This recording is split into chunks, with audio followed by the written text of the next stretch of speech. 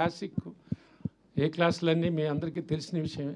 ఏ క్లాసుల్లో ఫ్యామిలీస్ అందరూ అప్పుడు పిల్లలతో సార్ మీరు ఇందాక అనిల్ రావుపూడి గారు, బాబీ గారు చెప్తున్నట్టు అదొక అందరూ చాలా థ్రిల్ ఫీల్ అయ్యారండి. తప్పకుండా వీళ్ళందరికీ నేను ఈ ముగ్గురికి నేను ఆజన్మాంతం రుణపడి ఉంటానండి. Thank you very much. Thank you. Thank you. 1 2 3. Thank you అండి. Thank you. And Nandamuri Balakrishna గారు, మా ఆదిత్య 369 హీరో గారు, చెప్పండి సార్, మీరు అంత బిజీగా ఉంటూ అంత పెద్ద పెద్ద సినిమాలు చేస్తూ కూడా ఆదిత్య 369లో మీకు కనిపించిన ఆ స్పార్క్ ఏంటి? అంటే సినిమాకి వేరియేషన్స్ అప్పుడే ఇప్పుడు ఆయన చెప్పినట్టు ఒక లారీ డ్రైవర్ ఒక పక్క, నారి నడుము నారి ఒక పక్క, ఇట్లా రకరకాల సినిమాలు చేస్తూ అంటే ఒక ట్రెండ్ సెట్ చేయడం. అంటే ఫస్ట్ అసలు చలనచిత్ర పరిశ్రమలో, ఈ భారత చలనచిత్ర పరిశ్రమలో ఒక కమర్షియల్ ట్రెండ్ సెట్ చేసింది ముందుగా నాకు జన్మనిచ్చే నన్ను అందరి గుండెల్లో ఆయన ప్రతిరూపంగా నిలిపిన యుగపురుషుడు. అలాగే విశ్వానికే నటన ఎలా ఉంటుందో చూపించిన నా తండ్రి, నా గురువు, నా దైవం, కారణ జన్ముడైన నందమూరి తారక రామారావు గారు. ఆయన నాకు ఇన్స్పిరేషన్ అండి. ఎందుకంటే ఇటువంటి వాటిల్లో అప్పుడు ఏదో ఒకటి కొత్తదనం మొదటి నుంచి కూడా ఆయన మంచి పండు వయసులో ఉన్నప్పుడు రాజుపేద టీ గ్లామరైజ్ క్యారెక్టర్ చేయడం, అదే ఇన్స్పిరేషన్తో నేను భైరవ దీపంలో మని కురుపి వేషం చేయడం, అంతకంటే ఘోరం అసలు. అందులో అయినా అంత కొంచెం నీట్గా, ఇందులో అయితే అసలు టోటల్గా హంచ్ బ్యాక్, ఒక కన్ను మూతపడిపోయి పళ్ళు బయటకు ఉండి అంటే అట్లా చేయడం ధైర్య సాహసాలు ఇచ్చింది ఆయనే నాకు. అటువంటిప్పుడు ఎప్పుడు కొత్తదనం ప్రజలు కోరుకుంటూ ఉంటారు, డెఫినెట్గా వాళ్ళు ఉంటుంది. కానీ ఏంటన్నదే అది మనం ఎక్స్ప్లోర్ చేయాలి, అది ఇంపార్టెంట్. ఎందుకంటే దానికి ఒక సర్వే అంటే మనం ఒక ఆత్మ పరిశీలన చేసుకోవాలి. ఇంతవరకు చేసింది ఏంటి, ఇంకా ఏం చేయాలి, ఇంకా ఒక అదే యాక్టింగ్ అంటే నేను చెప్తుంటాను, అరవడమో లేకపోతే ఏడవడమో, ఒకరిని ఆనందపరచడానికి విసిరే నవ్వు కాదు. యాక్టింగ్ అంటే ఒక పాత్రలోకి, ఆ పాత్రలోకి అనుభవాలు మనకు తెలీదు. ఆత్మలోకి మనం వెళ్ళడం యాక్టింగ్ అంటే. సో అటువంటిది చేద్దాం, కొత్తగా చేద్దాం. అలాగే కృష్ణప్రసాద్ గారు, మన ముఖ్యంగా ఎస్పి బాలసుబ్రహ్మణ్యం గారు, ఆయన వెనకుండి సారథిగా ఈ చిత్రానికి వెన్నెముకై కృష్ణప్రసాద్ గారిని ప్రోత్సహించడం. నిర్మాత ఎవరన్నది కాదు, మంచి ఆలోచనతో వచ్చిన ఎవరైనా సరే వాడిని మనం ప్రోత్సహించాలి. కొత్తదాన్ని మనం ప్రజలు ఇవ్వాలి. మేము ఎప్పుడూ ఒక నిత్యావసర వస్తువులు లాంటి వాళ్ళం, అంటే ఎవ్రీడే ఒక కమోడిటీ. సో అది మనం ఇస్తూ ఉండాలి. మన తెలుగు ప్రజల్లో ఒక ప్రత్యేకత ఏంటంటే ఎప్పుడు కొత్తదాన్ని ఆదరిస్తారు. మొదటి నుంచి చెప్పుకొచ్చాను, నాన్నగారు మంచి పండు వయసులో ఆయన భీష్ముడి పాత్ర వేయడం ఏంటి, అటువంటి ఎన్నెన్నో సాహసాలు చేసి ప్రజల మన్నలను పొందారు ఆయన. అంటే ఆయన ఒక 10-15 సంవత్సరాల ముందు ఆలోచించేవారు. ఆయన ఒక రకంగా నిర్మాతలు కూడా ఏదైనా సినిమాకు యావరేజ్గా దాటితే కూడా ఆయన చెప్పేవారు, సలహా ఇచ్చేవారు, ఏమండి ఈ నెగిటివ్ ఎప్పుడు తాకట్టు పెట్టద్దు మీరు ఎక్కడ కూడా, ఇది ఎప్పటికైనా బంగారు గుడ్లు పెట్టే బాతు, దట్ ఈస్ ఎన్టీఆర్ అనేవారు ఆయన. అంటే ఆయనకు ఒక నిర్మాత బాగుండాలి, రేపు అది ఏంటి ఎవరు నిర్మాత వచ్చినా కూడా. సో అలా ఒక మంచి సినిమా చేస్తున్నాం అన్న ఒక సంతోషం. అలాగే నాన్నగారు సినిమాలు చూస్తూ పెరిగాను. సో నా కొట్టిన పిండి ఈ పాత్రలన్నీ, శ్రీకృష్ణదేవరాయలు అయితేనేమి, నాన్నగారు చేశారు 2 సినిమాలు. ఒకటేమో నాన్నగారు మన కిరణేశ్వరరావు కలిసి తలాన రామకృష్ణ. సో అవన్నీ ఎప్పుడు అవే చూస్తుంటాను, పాత సినిమాలు. అట్లోంచి మళ్ళీ కొత్తదనం వైపు కూడా నేను కూడా 25 సంవత్సరాలు కొన్ని సాహసించి చెప్పేస్తుంటా క్యారెక్టర్. మా డైరెక్టర్లు కూడా వాళ్ళు బాబు చాలా ఇక తరతిద్దాం ముందు, ఇది లేకపోతే ఎంతో ముందుగా ఆలోచిస్తున్నారు మీరు వద్దని. సో అలా నా ఇన్స్పిరేషను, ఆ ధైర్యంతో మంచి సినిమాని మనం చేయబోతున్నాం. అంటే చాలామంది అప్పటికంటే కూడా ముందు ఆలోచన చేసాం, ముందు జనరేషన్స్ని. Forward thinking. ఎవరు రేపు చూస్తారు, రిలీజ్ అయితే సినిమాని ఎలా ఆదరిస్తారు. ఎందుకంటే ఇప్పుడు నేను ఒక 2 జనరేషన్స్ కనెక్ట్ అయిపోయాను నేను. అది సినిమాల ద్వారా కానివ్వండి, లేకపోతే అన్స్టాపబుల్ ప్రోగ్రామ్ ద్వారా కానివ్వండి, అలా 2 జనరేషన్స్. అంటే నా కొడుకే కాదు, నా మనవాళ్ళతో కూడా నేను కనెక్ట్ అయిపోయాను. సో వాళ్ళకి ఇది కరెక్ట్ యాప్ట్ పిక్చర్ బాలకృష్ణది ఈ సినిమా. అన్ని సినిమాలు పిల్లలు కూడా చూస్తున్నారు, డైలాగులు చెప్తున్నారు.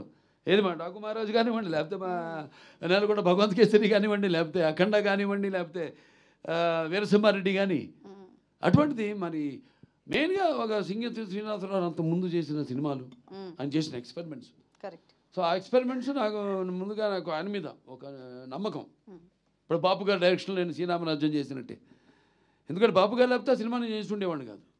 అలాగే ఇప్పుడు సింగతి శ్రీనివాసరావు ఆయన చేసిన సినిమాలు, రకరకాల సినిమాలు అవన్నీ నెమరేసుకుని బాగుంటుంది, వెరైటీగా ఉంటుంది, చాలా బాగుంటుంది, మంచి సినిమాని మనం ఇవ్వబోతున్నాం. ఇప్పుడు అంటాను, ఇప్పుడు చాలామంది పద్మభూషణ్ వస్తే మీకు కొంచెం లేట్గా ఇచ్చారనుకుంటా, అంటే కాదు కరెక్ట్ టైంకి వచ్చింది నాకంట. ఎందుకంటే మళ్ళీ ఒక మామూలు సెకండ్ ఇన్నింగ్స్ అంటూ ఉంటారు మన ఇండస్ట్రీలో, అది ఆ పదం మన వంట పట్టదు. లేదు, సినిమాలు ఇచ్చాం, 3 సార్లు ఎమ్మెల్యేగా గెలిచాం, ఆ తర్వాత ఆహా అన్స్టాపబుల్ #1 ప్రోగ్రామ్గా నిలిచింది మన దేశంలోనే. మరి క్యాన్సర్ హాస్పిటల్ ద్వారా క్యాన్సర్ రోగులకు మనం సేవలు అందించడం, ఇవన్నీ కూడా చూసుకుంటే అప్పుడు నేను క్యాన్సర్ హాస్పిటల్ చైర్మన్ కాదు, ఇదివరకు ఏదైనా ఇటువంటిది ఇచ్చుంటే సరే రేపటి అంతే. ఇప్పుడు ఇందాక అన్నారు మాటల్లో, కాకతాళీయమో యాదృచ్ఛికమో అని. సో అలా సినిమా కూడా ఇప్పుడు జనరేషన్, ఇప్పుడు రేపు చూస్తారు జనం ఎలా దీనికి ఎలా అంటే అందరూ ఆల్ ఏజ్, ఒక ఏజ్ బ్యాడ్. ఇప్పుడు దేనికి, ఎందుకంటే ముఖ్యంగా ఈ సినిమాకి గుండెకాయ శ్రీకృష్ణదేవరాయలు ఆ పాత్రే మెయిన్ కాన్సెప్ట్లో, ఆ పాత్రను ఎన్నుకోవడం. ఇప్పుడు చాలామంది ఈ సినిమాని అంటే ఫ్యూచరిస్టిక్, ఇది ఫస్ట్ సైన్స్ ఫిక్షన్ ఫిలిం అట్లా చాలామంది ట్రై చేశారు. హిందీలో ఒక పిక్చర్ మొత్తం కూడా చేశారు సినిమా, ఇటువంటి సినిమా దాన్ని షెల్ఫ్ చేసేసారు, తీయలేదు. అలా తర్వాత వచ్చిన సినిమాలు ఏవి కూడా ఇది మన సినిమా సక్సెస్ అయినట్టు ఏది సక్సెస్ కాదు సినిమా. ఎందుకంటే మనకి జనం అంటే మనకి ఈ శ్రీకృష్ణదేవరాయల పాత్రని అంత అద్భుతంగా అప్పుడు నాన్నగారు కానివ్వండి, అదే నాన్నగారి మీరు ఎంత అందంగా ఉన్నారండి అసలు, ఎంత ముద్దొచ్చేస్తున్నారు అసలు దాంట్లో, అదే తెల్ల రామకృష్ణ కానివ్వండి. Very nice. సో భాష మెయిన్గా పిల్లలకి ఇప్పుడు తింటోంది మేకతోక మేకతోక మేకతోక మేకతోక మేకతోక, ఇట్లాంటి భాష మీద కూడా ఇప్పుడు ఎలా అంటే మన భాష మీద ఇంట్రెస్ట్ పుట్టిస్తాం, కలిగిస్తాం. అంటే అట్లా అని కాదు నేను చెప్పేది. ఇప్పుడు నేను చెప్పిన సినిమాలు అన్ని డైలాగులు కూడా చిన్న చిన్న పిల్లలు కూడా చెప్తున్నారు. అట్ట కాకుండా బాగా ఇంకా దానికి యాప్ట్గా అంటే నేను అనేది విజువల్స్గా ఒక కాన్సెప్ట్గా కూడా ఇప్పుడు యూత్కి, అంటే ఆ తర్వాత నెక్స్ట్ జనరేషన్ ఇది మామూలుగా టీవీలో చూసిన వాళ్ళని కాకుండా, లేకపోతే ఈ ఓటీటీలో చూసిన వాళ్ళని కాకుండా, ఓటీటీ లేదు టీవీలో, అలాగే ఇప్పుడు రేపు పెద్ద సినిమా చూస్తారు April 4th ఎలా ఉంటుందో బ్రహ్మాండంగా ఉంటుంది. అండ్ ఇళయరాజా గారి సంగీతం ఇందులో, అండ్ దీంట్లో చేసిన నటీనటులు ఎంతో మంది ఉన్నారు. ఇన్ఫాక్ట్ ముంబై నుంచి అప్పట్లో అదేంటి అమరేష్ పూరి గారు, టీను ఆనంద్ గారిని తీసుకొచ్చారు. అలాగే ఏదో బాబుమోహన్ గారు ఉన్నారు, దాంట్లో ఇంకా చలపతిరావు గారు ఉన్నారు, భరణి గారు ఉన్నారు, అన్నపూర్ణమ్మ గారు, మోహిని హీరోయిన్. అప్పుడు పుస్తకం తెచ్చుకుని చదువుకుంటుండేది. ఏంటమ్మా పుస్తకం తెచ్చి చదువుకుంటున్నా అంటే ఎగ్జామ్ ఏది ఇప్పుడు 11th మెట్రిక్ అనుకుంటా, +1. అలా తరుణ్ ఉన్నారు, రాశి, చిన్న చిన్న పిల్లలు వాళ్ళు, చాలా మంది నటీనటులు. అండ్ సంగీతం ఇళయరాజా గారి సంగీతం మాస్టర్ ఇళయరాజా గారు.